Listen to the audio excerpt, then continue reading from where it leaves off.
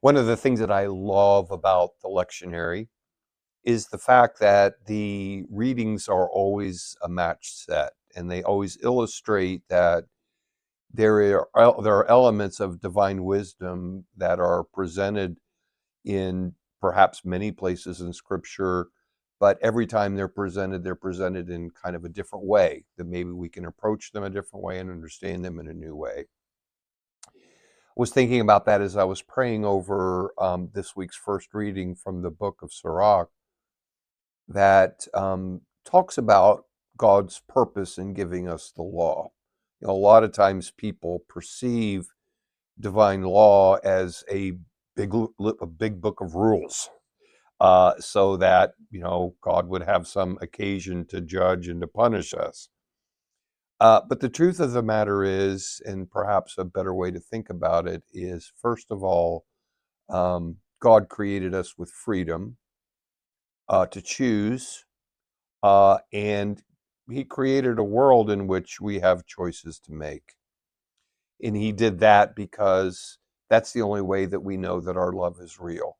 That we know that our love is real because it is a result of a deliberate choice that we have made. Probably a better way to think about the law that God gives is not as a book of rules, but as a roadmap.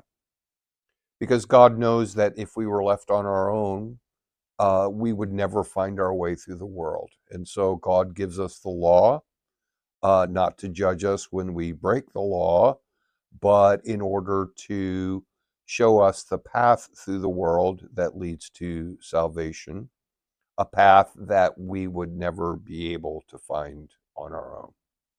So, thank God for the choices that we make.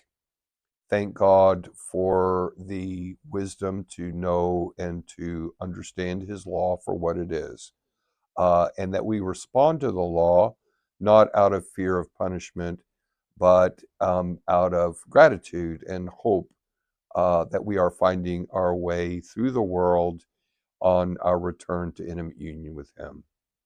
And remember, through all of these things, God is who He says He is, you are who He says you are, and live the life that He created you to live.